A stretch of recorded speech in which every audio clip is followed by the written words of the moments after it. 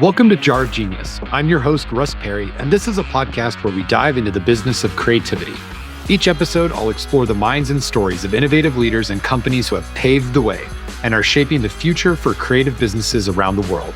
From groundbreaking business models to extraordinary creative campaigns and the innovations of technology we use and will use ahead, I'm excited to help you not only run a creative business, but thrive in this ever-changing and always challenging landscape. Hey everyone, welcome to another episode of Jar of Genius. I'm your host, Russ Perry.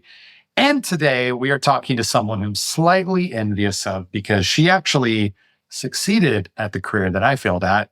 And this is Robyn Young. Robyn is with Young & Co. She's the founder and head brand strategist. Where are you like the main brain of? I'm the only brand strategist so far. Okay, so you're number one every month. So effectively number one by proxy. Well, Young & Co. is a brand strategy agency. I think we should probably explain that in a minute, but I'm really excited and thank you for having yourself on today. I appreciate the time. Thank you for having me, Russ. I'm excited to chat with you more about that experience. So podcasts can go a lot of directions. We can be like, hey, tell me your story. Hey, let's talk about this. But I want to just talk about this word brand because I feel like the word brand is kind of like saying the word feelings. Like it's like, everyone has their own definition. A lot of people think of it differently. I want to know, what is Robyn's box of brand? Like, how do you define it? It's a great first question to start with because I literally talk about brands like 20,000 times in a day. And if you say it's just a logo, I'm going to hang up on you. So I would fully expect that too. No, I actually feel quite the opposite. It is not just a logo. In fact, that's a conversation I have with almost every client before they actually sign on with me is like, we need to have a baseline understanding of when I say brand, what do you say? So it is not a logo. A logo is at best branding. Right? When we think about like visual identity, so even beyond your logo, colors, typefaces, even though we associate those things with brand, that's not actually what your brand is. So I look to Marty Neumeier, who's like the godfather of brand strategy, respect. He describes brand as a gut feeling. And if I were to think of like one word that could represent brand, it's reputation. It's what do people think of when they think of your business or your product for that matter. So it's not a product. A brand is not a product and a brand is not a visual identity and it's not a mission statement. And it's not those things, right? Those are effectively tools that you can use to help create perception around your brand. But at the end of the day, you don't actually have 100% control over your brand. That's why PR crisis exists. Right. Exactly. The misalignment or whatever goes on.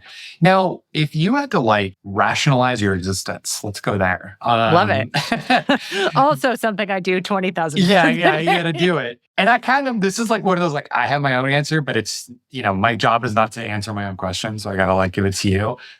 Like, why does this matter more than ever today to care about your brand proactively?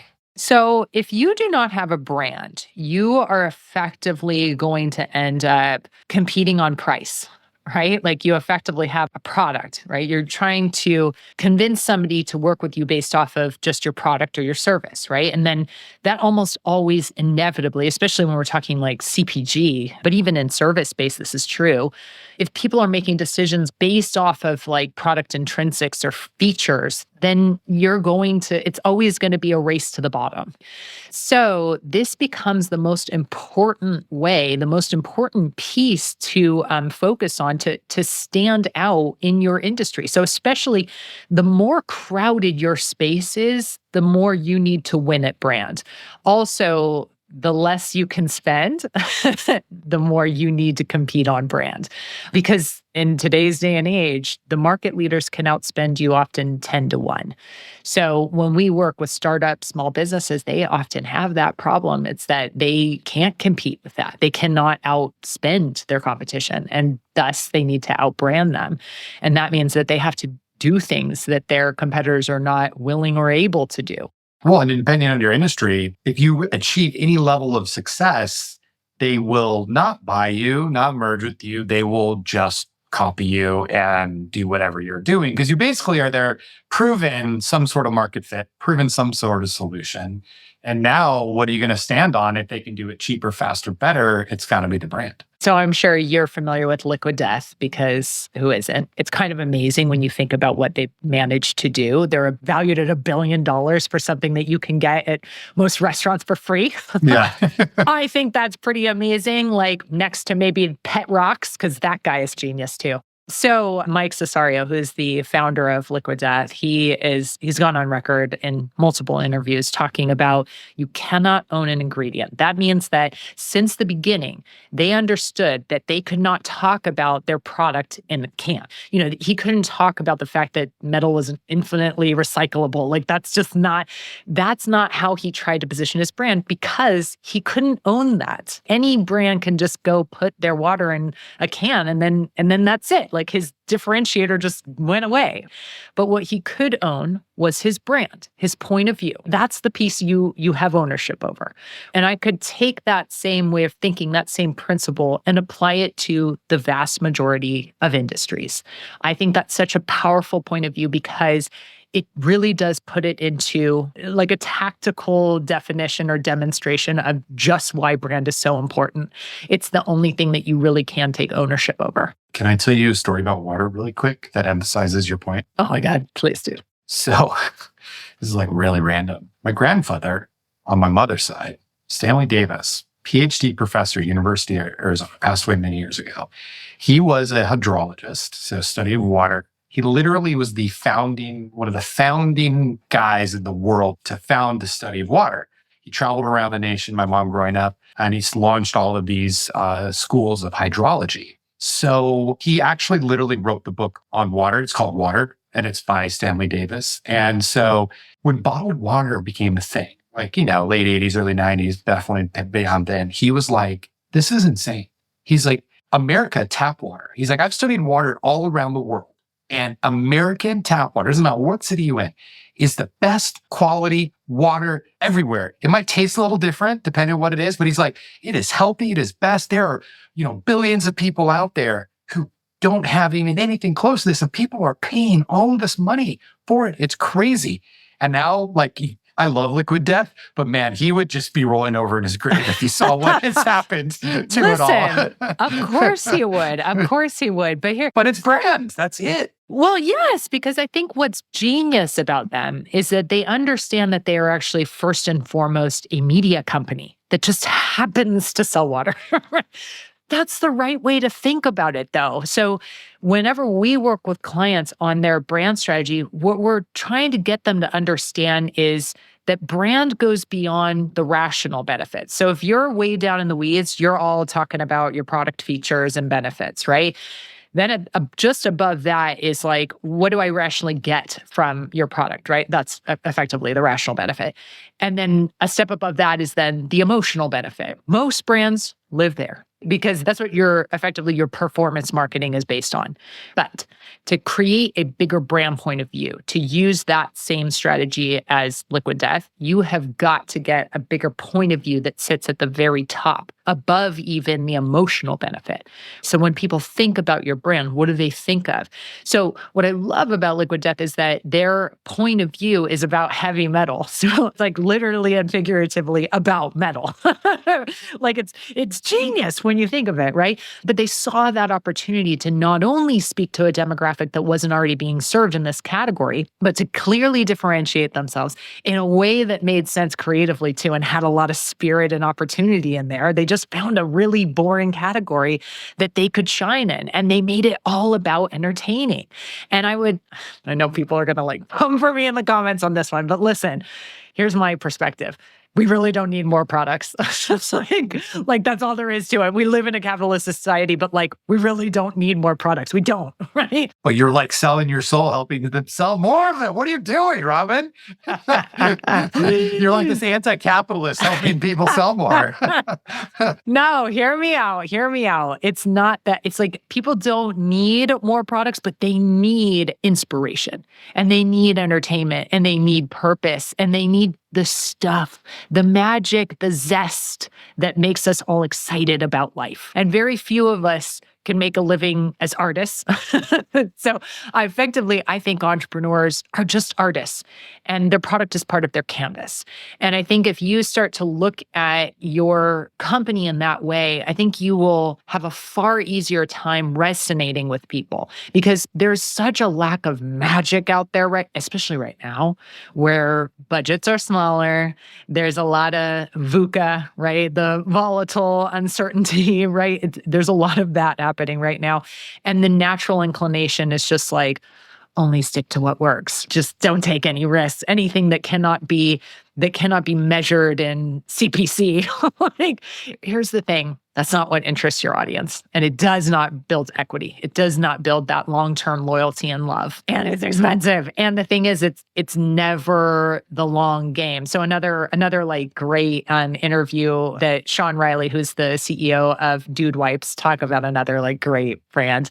So he talked about chasing those short-term gains like it's a drug. And that's what it is. It's like you're constantly chasing those performance metrics and you never play the longer game. And brand building is the longer game. So I am not saying that you do not need a performance marketing strategy, but most will completely ignore the long game. You need both. The balance is where the chef's kiss is, right? Like that's where the magic is. And I want to get into that. This is like sponsored by like Redex. I want to say one more thing about it. I haven't studied, I'm a consumer of them and I love it. And I always talk about it. I haven't read about like the real reason how it was formed. But from my point of view, great branding also is being inspired by other brands. We'll use that in quotes. Think about the Red Bull playbook. Yes, totally. And then here we go. We have another company doing a media brand in water. Obviously, Red Bull's a little more polished, a little more, we're going to do our thing. We're from Europe, whatever. But the reality is like, it was let's create content and ways of connecting with people that had no relation whatsoever to what we're doing. And by the way, people can affiliate that with what we sell. And there you go. So maybe it was intentional, maybe it wasn't. But that playbook has been repeated many, many times, which leads me to my question. I sit down with you, we meet, we hang, obviously, we just met. Even if I take my like experience hat off and I don't know much, but I run a business, I have a plan. I feel like in 20, 30 minutes, I'm going to be like, I agree, Robyn. Like, I agree. This makes sense to me. So why is it so hard for people to just do this all the time? Which is great for your business probably, but why is it? Yes, actually, yes. I'm back full circle to why I have a job. Yeah, it becomes harder, I think, because as the founder, especially, you become so ingrained in the product and you're too close to it. And you think that people care about things that they just don't care about at all.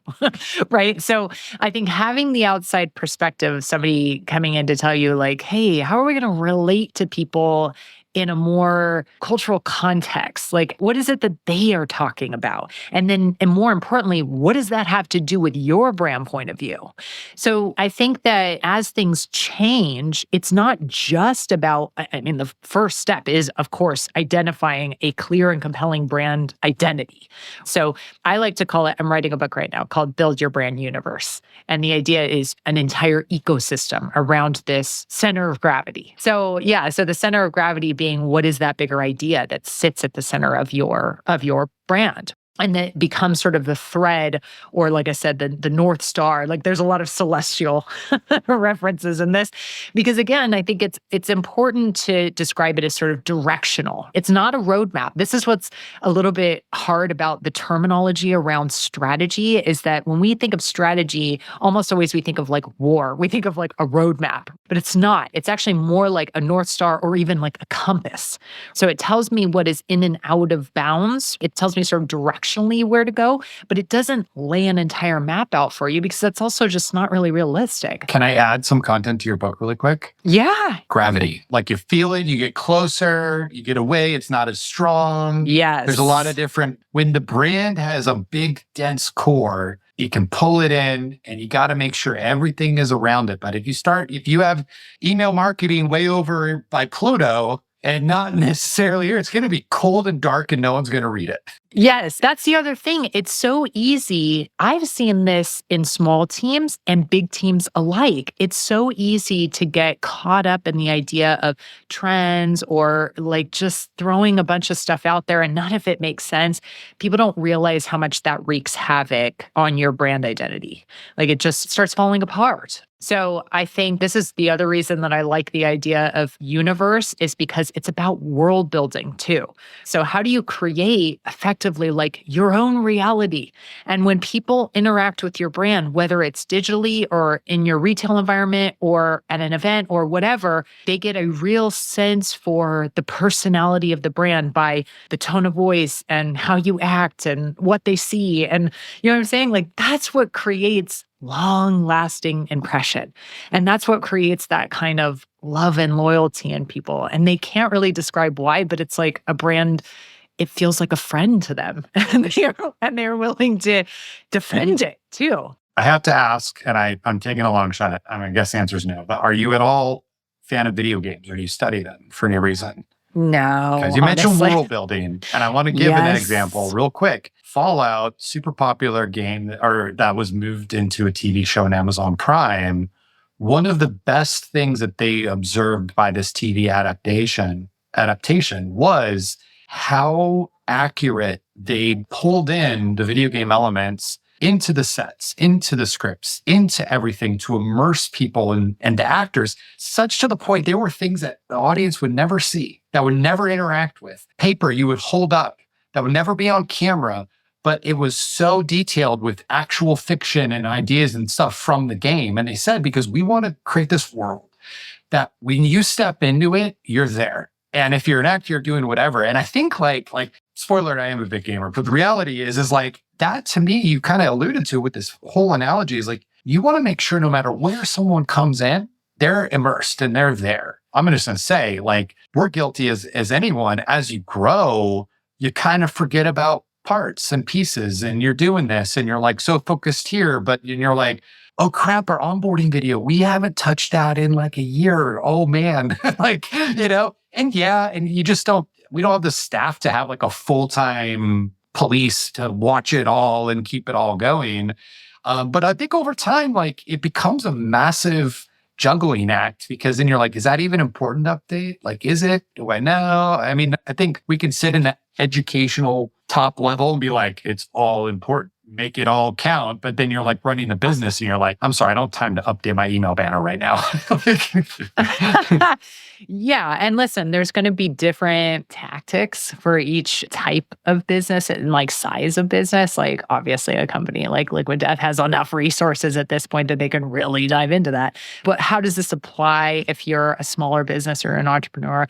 My recommendation is at the beginning, like first of all, recognize first and foremost that just because you have a logo and a website and a mission statement does not mean you have a brand. It means you have a visual identity and some collateral at best. Means you have an address of where people can find you. Right, exactly. I think we still need to change the way that people think about branding, and it needs to be about long term. Your job is never effectively done. That's why companies spend millions of dollars every year on brand marketing, because your job is never done. I think some people will hem and haw on that because brand is still seen as this like esoteric thing. But the ones who get it and they know how to leverage it, they would tell you otherwise. They would tell you, most of them tell you, we waited way too long to start caring about this. And it was because we didn't understand the results that were driven by it.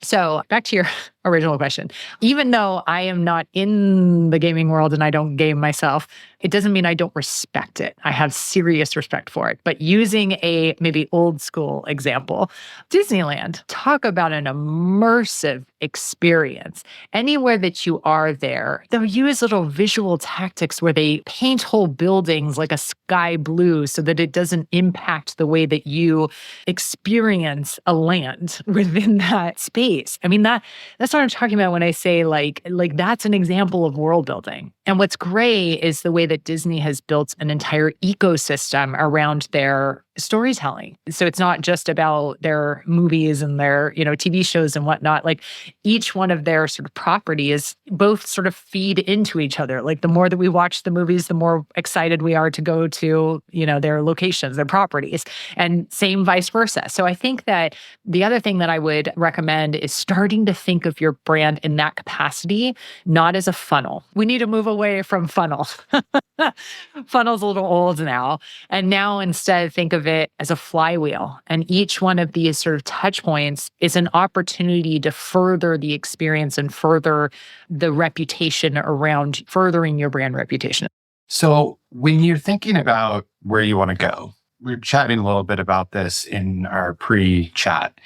In my stalking / research of you, I came across a blog that you wrote that highlights this typical sort of exercise a lot of marketers do and people, talking about demographics, ideal customer persona, ICP, these types of things. And you're like, we don't need to talk about that anymore. We need to use this term tribes. And actually, I think my old marketing brain remembers a Seth Godin book called Tribes, which I loved and missed that guy. Probably still writing every day. But the point is this, is like, I read this and I was like, I love this. So can you explain this a little bit? Because I don't know, maybe you copied someone, I don't know, but I was the first time I read about it. So I'll give you all the credit. But I loved it. And it was super simple too. It was like, we can't start thinking about age, this, that, blah, blah, blah, blah, blah. We have to think about these groupings. So I'll let you explain. I'm not the originator. Okay, great. Although, unfortunately. Today you are. Love that. Honestly, it's been so in my world that I couldn't even tell you who originally talked about. Actually, that's not true. I think I had put in the article who first talked about tribes. So I'd have to revisit that because I wrote that article a while ago. But that said, I think that the best way to describe it is when you're building a brand, it's different than when you're building, let's say, an audience for ads, which are going to be built around demographics. When you're building a brand, you want to build it around psychographics. And that's the tribe. So you're building it effectively for an aspirational mindset. And as the brand, you're going to be the purveyor of that mindset. But it's also about understanding what do the people who might be very different demographically, what do they share in common in terms of their point of view? And that's how we can appeal to a broader audience, right? So even though a lot of branding is talking about niching down, and I am all for that, you don't niche down by saying we're going to appeal to 18 to 25-year-olds who live in metropolitan areas, who are women and moms and all like that. That might be your ad strategy, but frankly, from a brand point of view, you want to appeal to people who might not be commercially who is going to buy your product. And that seems really weird, but you're going to have people who know, like, trust, respect your brand who don't use your product, right? Like you're trying to appeal to a wider audience so that way you bring people into the folds who can do some of that marketing for you. They're doing some of that word of mouth for you. So that's the idea behind Tribe. It's like finding your people. We want this sense of belonging because, spoiler alert, we're all more disconnected than ever these days. So if you can appeal to, and honestly, there's a ton of content out there right now, like flipping the model of, it used to be how you would go about building a business around a product, right? And now the strategy du jour now is you build the community first. You build a community and then they tell you what product they want. And I think there's a lot of argument for that. I think the way brand fits into that is, who is the community? Like, who are you trying to appeal to? So to think about that through the lens of what do they believe and what do they value? And to have that be specific enough and to have it also tell me something about how you're going to position yourself differently from what already exists out there, there's a lot of opportunity in that. Like, frankly, there have been whole brands that have been created based off of just that. All right. I've never actually done a quick fire section in all the episodes. So we're going to start today because I feel like it's just called do it. So we're going to do a little quick fire. You ready? I love it. Let's do it. Favorite brand? Oh, that's such a tough one. Liquid Death. I'm not even a user, but I love their brand, Liquid Death. Biggest brand fail that comes to mind recently?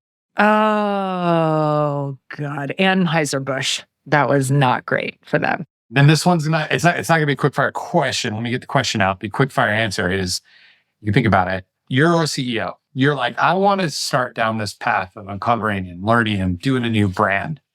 What's the one thing I should research, learn, find out? Like if you could take one piece of information to a desert island and then do the branding project, what's like the most important critical thing that you would recommend someone think about or learn or know to move this forward?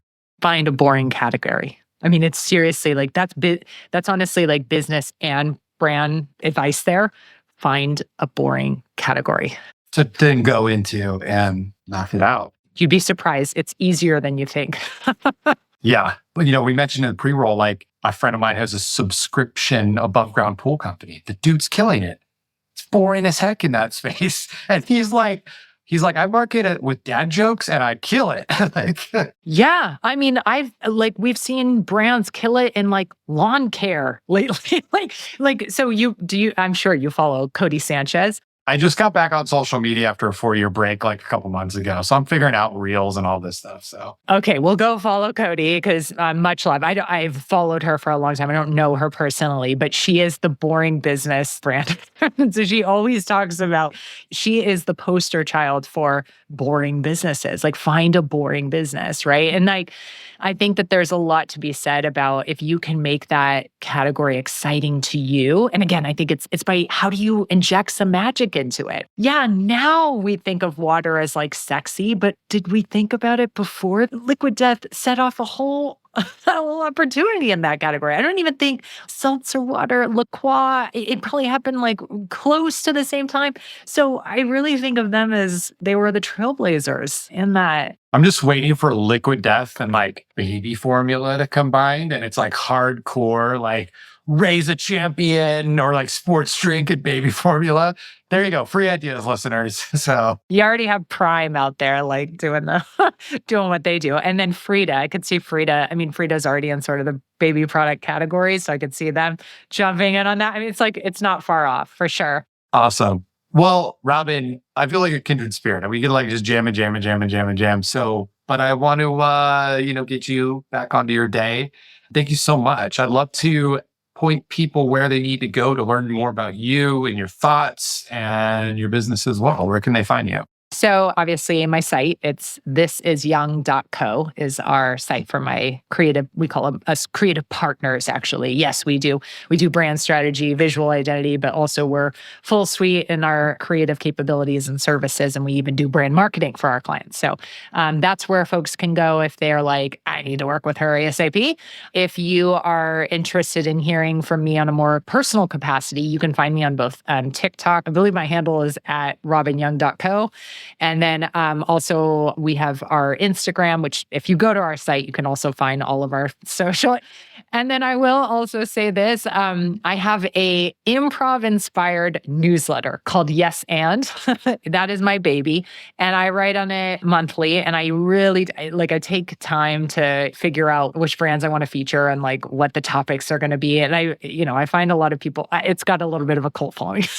So if that interests you, if you like, things that aren't super like deep dives and really like stucky and boring, and you want something that's maybe a little entertaining, but also informative, that's going to be a great resource to you. So I can send you the link for that. You can also just find it on my site. So Robyn doesn't know where to point people. So what we'll do is she'll give me the info and we're going to put all the links on jarofgenius.com on the show notes. You can get connected with her and learn more about that. So, well, Robyn, thanks so much. I appreciate it. And excited for your book. Once it comes out, let's get you back on. Media tour. We'll probably have quite a bit more traction here then once I've figured out where I'm going with this. But I love the time and the conversation. So good luck. Thank you. Thank you so much for having me. Awesome. Thanks. Thank you so much for listening to this episode of Jar of Genius, sponsored by Design Pickle. To learn more about the topics discussed, get access to any of the links mentioned, and submit ideas for future seasons, head over to jarofgenius.com. Now, if you enjoyed the show, you know the drill. A solid rating on your favorite podcast platform helps others find what we are creating and join the conversation. We'll see you next time, and never forget, creativity is your secret strategic weapon.